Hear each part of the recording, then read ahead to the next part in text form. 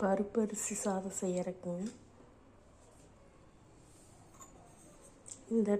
இந்த சின்ன டம்ளரில் 1.5 டம்ளர் அரிசிங்க, ஒரு அரை டம்ளருக்கு மேலே ஒரு 3/4 டம்ளர் இருக்குங்க பருப்பு. நல்லா 2 தடவை கழுவிட்டு 5 டம்ளர் தண்ணி ஊற்றி வச்சுருக்குறேங்க. இது சாம்பார் பொடிங்க.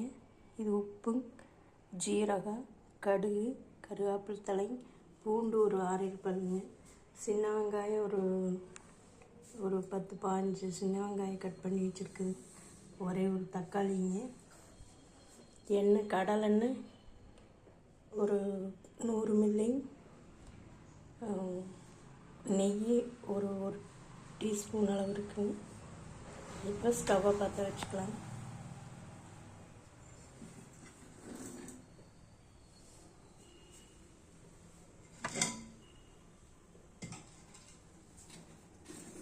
பாத்திரம் வச்சுட்டு நம்ம ஸ்டவ் பற்ற வச்சோம்னா கொஞ்சம் இதாகுங்க.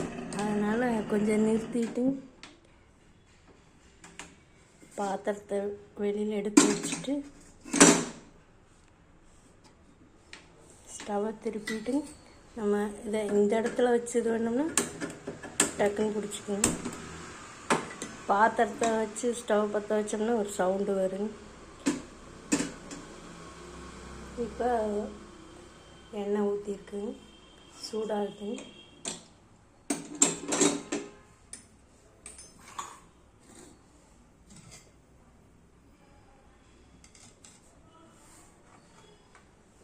ஃபஸ்ட்டு நம்ம கடுகு போட்டுக்கிறோங்க. எண்ணெய் காயணும். பூண்டு நம்ம பொடி பொடியாக நறுக்கி, சின்ன வெங்காயம் இதெல்லாம் போட்டுக்கலாங்க. ஜீரகம் தனியாக போட்டால் கருகிடும், அதனால் நம்ம சின்ன வெங்காயத்தோடவே ஜீரகத்தை போட்டுக்கலாங்க. உப்பு கடைசியில் போட்டுக்கலாங்க. கடுகு போட்டோன்னே நம்ம கருவேப்பிலை தழை போட்டுக்கலாம். தக்காளி கடைசியாக வெங்காயமெல்லாம் வணங்கின பின்னாடி நம்ம தக்காளி போட்டு வணக்கிட்டுங்க. நம்ம ஏற்கனவே அளந்து வச்சுருக்குறோங்க. 5 டம்ளர் தண்ணி, 1.5 டம்ளர் அரிசி, அரை டம்ளருக்கு மேலே துவரம் பருப்புங்க. இப்போ எண்ணெய் காஞ்சிருச்சுங்க. எண்ணெய் காஞ்சோடனே நம்ம கடுகு போட்டுக்கலாம். கடுகு போட்டோடனே வேம பொரிஞ்சோன்னா கருகிருங்க. அதனால் கொஞ்சம் சிம்மில் வச்சுக்கலாம்.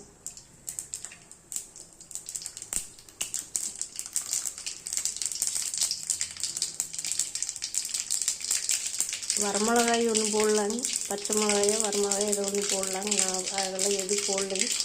சாம்பார் பொடி, மஞ்சள் தூள் 1/2 ஸ்பூனுங்க, சாம்பார் தூள் 1 டீஸ்பூனுங்க, கடுகு வெடிச்சு வச்சுங்க, கருவேப்பிலை தழை போட்டுக்கிறேன். அடுத்தது பூண்டு போட்டுக்கிறேன். அடுத்தது சின்ன வெங்காயம் போட்டுக்கிறேன்.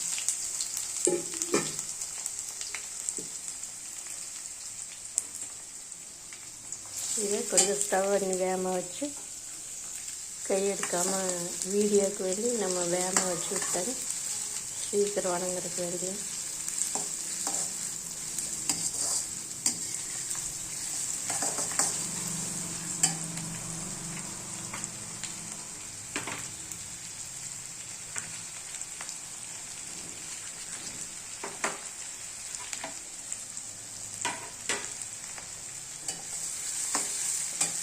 அப்படி இதெல்லாம் வணக்கிட்டுங்க. இந்த குக்கரில் வணக்கினோடனே இந்த தண்ணியை நம்ம வடச்சட்டியில் ஊற்றிட்டுங்க. அப்படியே எடுத்து நம்ம இந்த குக்கர்லேயே ஊற்றிங்க. அப்படியே மூடி போட்டு விசில் அப்படியே போட்டாலும் இது விசில் வந்துடுதுங்க.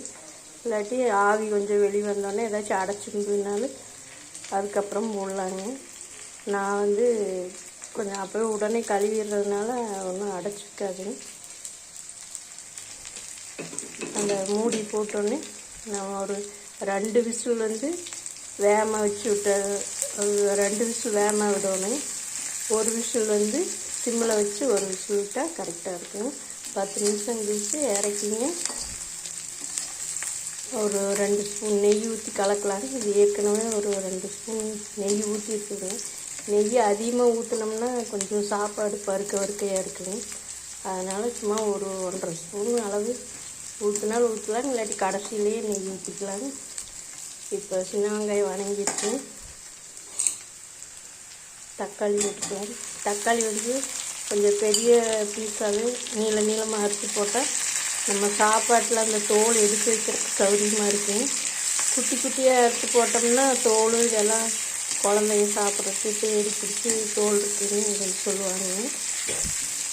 இப்போ இதுலேயே வந்து ஒரு பச்சை மிளகா வேணாலும் போட்டுக்கலாம், அப்படி இல்லைன்னா ஒரு வரமிளகா போட்டுக்கலாங்க. நான் எதுவுமே போடலைங்க.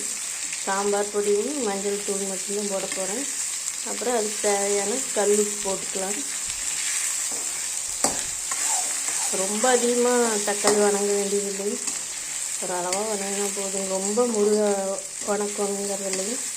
இப்போ வந்து நம்ம சாம்பார் தூளும் மஞ்சள் தூளும் போட்டுக்கிறோங்க. மஞ்சள் தூள் ஒரு 1/2 டேபிள் ஸ்பூனு, சாம்பார் தூள் 1 ஸ்பூன் தான். காரம் கம்மியாக வேணுங்கிறதுக்காக 1 ஸ்பூன் தான் போட்டுக்கிறேன். இதே சரியாக இருக்கும். இதிலே வந்து நம்ம ஒரு 1/2 மூடி கம்மியாக ஒரு 1/2 மூடியில் பாதி தேங்காய் வந்து அரைச்சி தேங்காய் பாலும் கொஞ்சம் அந்த தண்ணி கூட நம்ம கலக்கி சேர்த்து ஊற்றிக்கலாம். அது மாதிரி செஞ்சால் கொஞ்சம் அடிப்பிடிக்கும். கொஞ்சம் ஒரு பார்த்து நம்ம சிம்மில் கொஞ்சம் வேகமாக இந்த மாதிரி வச்சா தேங்காய் பால் ஊற்றின்னு பருப்பு சாப்பாடு செய்வாங்க. இல்லாட்டி தேங்காய் சின்னதாக குட்டி குட்டியாக நறுக்கியும் போடலாம். இப்போ வந்து இந்த அளவுக்கு வணங்கினா போதும். உப்பு போட்டுக்கிறேன்.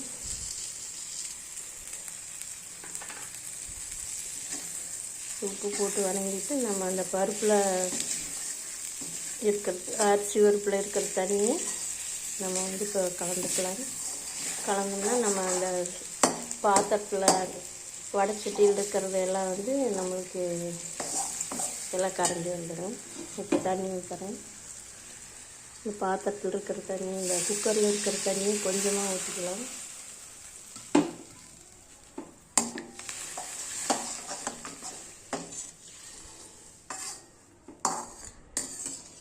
அவ்வளோதான். இதை வந்து அப்படியே நம்ம குக்கருக்கு மாற்றிட்டு மூடி போட்டு விசில் வந்து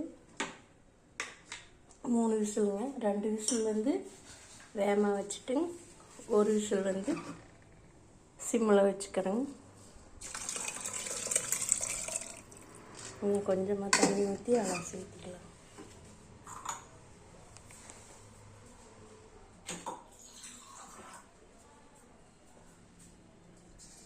இருக்கிறதெல்லாம் கொஞ்சம் அலசி கொஞ்சமாக ஊற்றிக்கலாம்.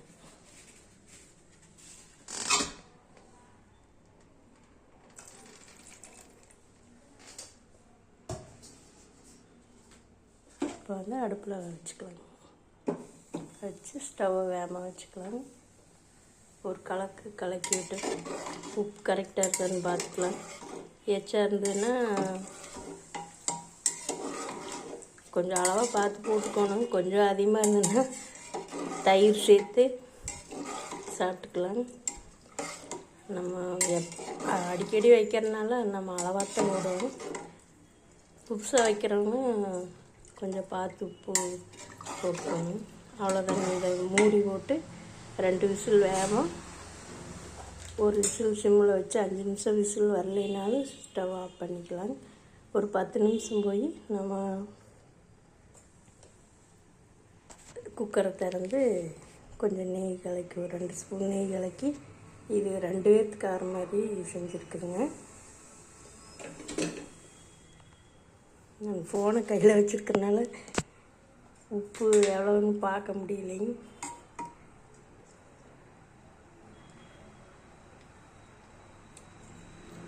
சரியாக இருக்குதுங்க உப்பு.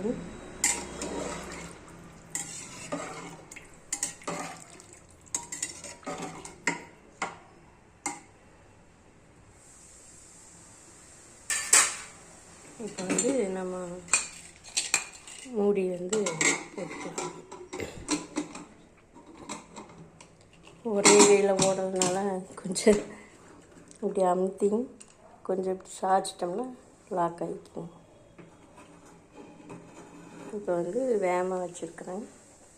3 சவுண்டு வந்ததுன்னா நம்ம ஸ்டவ் ஆஃப் பண்ணிக்கலாம். கடைசி ஒரு ஸ்டவ் வந்து இந்த விசில் வந்து சிம்மில் வச்சுட்டு 10 நிமிஷம் கழிச்சு இறக்குனா பருப்பு சாப்பாடு ரெடிங்க.